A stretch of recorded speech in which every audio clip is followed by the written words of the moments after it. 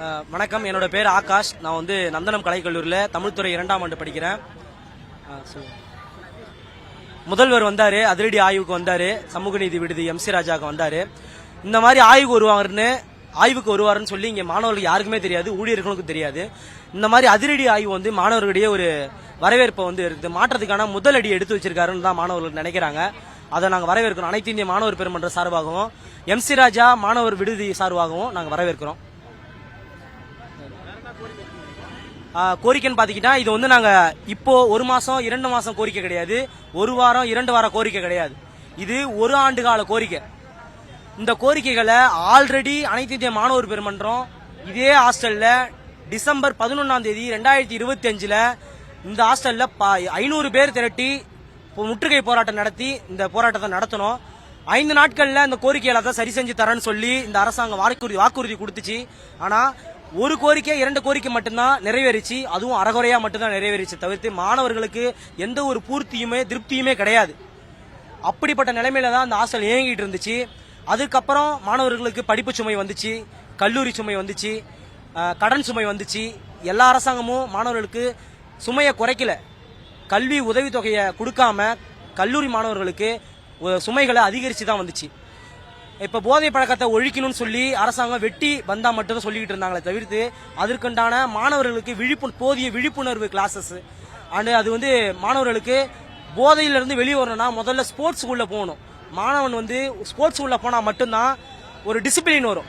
அப்படிப்பட்ட ஸ்போர்ட்ஸுக்கு தான் உடற்பயிற்சி கூடம் 1 ஆண்டு காலமாக அனைத்து இந்திய மாணவர் பெருமன்றமும் மாணவர்கள் சார்பாகவும் கோரிக்கை வச்சுக்கிட்டே இருந்தோம். ஆனா இந்த அரசாங்கம் இந்த காதல வாங்கி அந்த காதல விட்டுட்டு தான் போச்சே தவிர்த்து யாருமே அது ஒரு முக்கியமான கோரிக்கையை எடுத்து யாருமே கேட்க கிடையாது. இப்பயும் அந்த கோரிக்கையை முதல்வருடைய வலுப்படுத்தியிருக்கோம். உணவு படியை ஏற்றி தர சொல்லியும் வலுப்படுத்தியிருக்கோம். சிறை கைதிகளுக்கு கூட உணவு படி அதிகமாக தான் இருக்கு மாணவர்களோட. அடுத்த வர தண்டனைக்கு உள்ளாக்கப்பட்டு திருந்தறதுக்கான வாய்ப்பு கொடுக்கப்பட்டவங்க தான் சிறை கைதிங்க. அவங்களுக்கும் உணவு படி அதிகமா இருக்கு. அடுத்த வர தமிழ்நாட்டோட எதிர்காலமும் நாங்க தான், இந்தியாவோட எதிர்காலமும் மாணவர்கள் தான். இத்தகைய மாணவர்களுக்கு வெட்டி பந்தா சொல்லிக்கிட்டு போலாம், மாணவர்கள் வந்து போதை பழக்கத்துக்கு போறாங்க, இங்க போறாங்க அங்க போறாங்களே சொல்லி தவிர்த்து நீங்க போதையை தவிர்க்கிறதுக்கு மாணவர்களிடையே என்ன வாய்ப்பை ஏற்படுத்தினீங்க? மாணவர்களுக்கு உணவு படியை ஏற்படுத்தி கொடுத்தீங்களா? கிடையாது. ஒரு 50 ரூபாய் வச்சு நம்ம சென்னை போன்ற பெருநகரங்கள்ல ஒரு மாணவன் தரமான உணவு 3 வேளை உணவை சாப்பிட முடியுமா அப்படின்னு கேட்டா மாணவர்களுடைய கேள்விக்குறிதான்.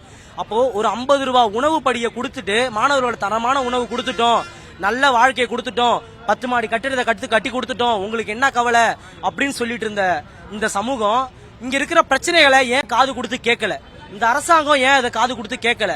வெளியே சொல்றவங்க எல்லாம் உங்களுக்கு என்ன ராஜா மாதிரி 10 மாடி கட்டிடம் இருக்கு, உள்ள வந்து பார்த்தாலும் தெரியும் மாணவர்கள் டெய்லியும் புழு பூச்சி வண்டு தின்னுட்டு இருந்தாங்க.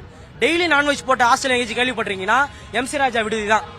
போன வருஷத்துல எல்லா மாணவர்களும் கேட்டு பாருங்க, டெய்லி நான்வெஜ் போட்ட ஒரே ஹாஸ்டல் MC ராஜா தான். புழு பூச்சி வண்டு இது எல்லாமே சாப்பிட்டுருக்காங்க பசங்க. இப்படி சாப்பிட்டு தான் மாணவர்கள் படிச்சு வாழ்க்கையில முன்னுக்கு வராங்க. இதற்காக அரசாங்கம் என்ன இது எடுத்துச்சு? எதுவுமே கிடையாது. மாணவர்கள் இங்க இருந்து படிக்கிற மாணவர்கள் யாருமே நடுத்தர வர்க்கமோ முதலாளித்துவ வர்க்கத்தை சார்ந்தவங்களோ இல்ல அதானி வீட்டு அம்பானி வீட்டு பசங்களோ கிடையாது. நாங்க உழவர்களோட பசங்க, தினக்கூலிக்கு மாரடிக்கிற அப்பா அம்மாங்களோட நாங்க பசங்க. எங்களுக்கு எங்க ஒரே ஒரு இது அரசாங்கத்தை நாடி மட்டும்தான் இருப்போம். ஏன்னா வரி கொடுக்கறோம். நாங்க ஒன்னும் யாரையும் ஃப்ரீயா கொடுங்கன்னு கேட்கல, யாரையும் உங்க காசை கொடுங்கன்னு கேட்கல அரசாங்கத்தை. நாங்க வரி பணத்தை கொடுக்கிற காசை எங்களுக்கு நவீன வசதிகளை செஞ்சு கொடுங்கன்னு தான் கேட்கறோம். இது எங்களோட உரிமையை கேட்கிற மாணவர்களிடையே என்ன சொல்றது? உன்னை போர்டை விட்டு தூக்கிடுவேன், மிரட்டுறது, தகாத வார்த்தைகளை சொல்றேன், உன்னை நாளைக்கு வெட்டிடுவேன், குத்திடுவேன்னு சொன்னா இது மாணவர்களுடைய காப்பாளரா நின்று மாணவர்களுடைய கல்வி தரத்தையும் வாழ்க்கை தரத்தையும் உயர்த்த வேண்டிய கல்லூரி விடுதி காப்பாளர்களே மாணவர்களை மிரட்டுறாங்கன்னா யாரு மாணவர்களுக்கு காப்பாளரா இருப்பாங்க? வேற யார்கிட்ட மாணவர்கள் போய் சொல்லுவாங்க? ஏதாச்சும் மாணவர்களுக்கு பிரச்சனைனா ஒன்னு வார்டன்ட்ட தான் சொல்லி ஆகணும். வார்டரே மிரட்டுறாரு, வேற யார்கிட்ட சொல்ல முடியும்?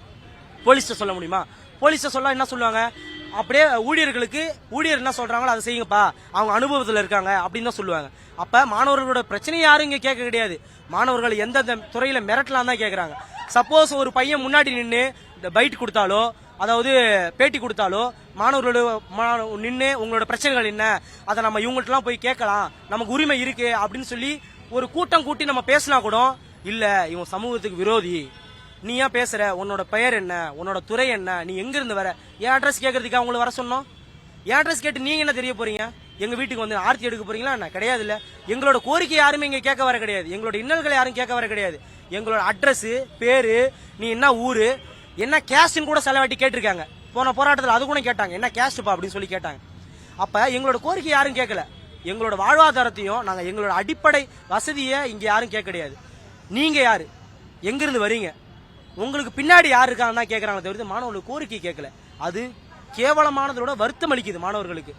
அதே மாதிரி மாணவர்கள் வந்து முதலாளித்துவத்தில் வந்து பிறக்கல, அடித்தட்டு மக்கள்ல தான் வந்து பிறந்து மாணவர்கள் படிக்க முடியாத சூழ்நிலை கூட கல்லூரியும் போய்கிட்டு வேலைக்கும் போய்கிட்டு இங்க வீட்டுக்கு பணம் அனுப்பிக்கிட்டு தன்னோட செலவையும் பார்த்துக்கிட்டு இருக்க மாணவர்கள் இங்க கிட்டத்தட்ட ஆயிரக்கணக்கில் இருக்காங்க. அவங்கள என்னைக்காச்சும் இந்த அரசாங்கம் நினைச்சு பார்த்ததுன்னா இந்த மாதிரி டைமிங் வச்சிருக்க மாட்டாங்க, இந்த மாதிரி ஹாஸ்டல் நிர்வாகத்தையும் கட்டமைச்சிருக்க மாட்டாங்க, மாணவர்கள் இந்த மாதிரி தரமற்ற உணவும் கொடுக்க மாட்டாங்க. நாங்க எதுவுமே கேட்கலையே. போன வருஷம் 12 மணி வரையும் ஹாஸ்டல் திறந்து வச்சிருந்தாங்க. நாங்க புதுசா எங்களுக்கு 1 மணி வரையும் திறந்து வைங்க, விடிய விடிய ஹாஸ்டல் திறந்து வைங்க, நாங்க டெய்லியுமே வந்து ஹாஸ்டல் வந்துட்டு தான் போவோம், ஒதுட்டா போவோம், யாருக்கும் சொல்ல கிடையாது. இருந்த டைமிங்கை எங்களுக்கு நடைமுறைப்படுத்துன்னு தான் சொல்றோம். புதுசா எதுவும் கேட்கல. ஆல்ரெடி போன வருஷம் இருந்துச்சு, அதை எங்களுக்கு நடைமுறைப்படுத்தி கொடுங்க தான் கேட்கறோம். நாங்க ஒன்னும் யாரும் கவர்மெண்ட் வந்து காசு கொடுங்கன்னு கேட்கல. நாங்க எங்களோட உழைப்புல எங்க குடும்பத்தை வளர்க்கணும், எங்களோட அறிவை பெருக்கணும் தான் நினைக்கிறோம். அதை தான் இங்க கோரிக்கையா வச்சிருக்கோம். அதே மாதிரி அதாவது எங்களுக்கு மாணவர்களுக்கு அடிப்படையா இப்ப கிடைக்கிற வேலை எதுனா கேட்டரிங் வேலை. இதை சொல்ல போனா ஆசிரியர்களும் சரி காப்பாளர்களும் சரி எப்படி பாக்குறாங்க, இழிவா பாக்குறது. கேட்டரிங் போறீங்களா அப்படி. ஏன் இவங்க வந்து இவங்களோட பையன் இந்த மாதிரி கவர்மெண்ட் ஹாஸ்டல்ல தங்கி படிக்கிறாங்கன்னா கேள்விக்குறி. ஏன் இவங்க ஒரு அரசு பதவியில இருக்காங்க, இவங்க ஒரு நடுத்தர வர்க்கத்துல இப்ப வாழ்ந்துகிட்டு இருக்காங்க. அதனால எங்களோட கஷ்ட நெறிகளை இவங்களுக்கு தெரியாது, சொன்னாலும் புரியாது, கேவலமா இருக்கும்.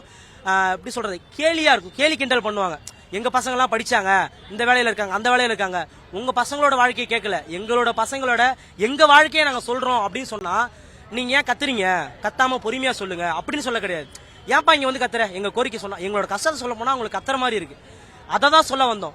கேட்டரிங் போயிட்டு வந்து பசங்க உள்ள 10 மணிக்கு மேல உள்ள வந்தா வாட்ச்மேன் வந்து என்ன சொல்றது, நீ எனக்கா சம்பாரிச்சு எனக்கா கொடுக்குறோம், அப்பா ஆத்தாளுக்கு, அப்பா அம்மா கூட அந்த இழிவான ஒரு கவர்மெண்ட் போஸ்ட்ல இருக்கவர் எப்படி பேசுறாரு பாருங்க.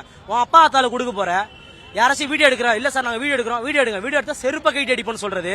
இதெல்லாம் எந்த மாதிரி வார்த்தைகளை மாணவர்களை பயன்படுத்தக்கூடாதுன்னு ஒரு நெறிமுறையே இல்லாம பயன்படுத்துறாங்க இந்த ஊழியர்கள். இதை தட்டி கேட்க போனா நீ என்ன ஊரு, நான் முதல் சொன்ன மாதிரி தான் எங்களோட அடையாளத்தை கேட்கறாங்களே தவிர்த்து எங்களோட பிரச்சனைகளை இங்க யாருமே கேட்கறது கிடையாது. காப்பாளரும் முறையான அணுகுமுறையில் அணுகிறது இல்லைன்னு தான் மாணவர்களோட கோரிக்கையா இருக்கு. இதை எடுத்துதான் அடுத்த மாதம் அனைத்து இந்திய மாணவர் பெருமன்ற சார்பா ஒரு பெரிய போராட்டம் நடத்தலாம்னு சொல்லி எம்சி ராஜா கிளைக்குழுல இருந்து கிட்டத்தட்ட 200 மாணவர்கள் முடிவெடுத்து அடுத்த மாதம் போராட்டம் நடத்தலாம் இருந்தோம். அதற்குள்ளே இப்ப இருக்கிற முதல்வர் மாண்புமிகு ஜோசப் விஜய் அவர்கள் வந்து இந்த மாதிரி அதிரடி ஆய்வுக்கு உள்ளானது மாணவர்களுடைய ஒரு வரவேற்பை வச்சிருக்கிறது, மாற்றத்துக்கான முதல் படியை எடுத்து வச்சிருக்காரு. அதை நாங்க வாழ்த்துக்கிறோம்.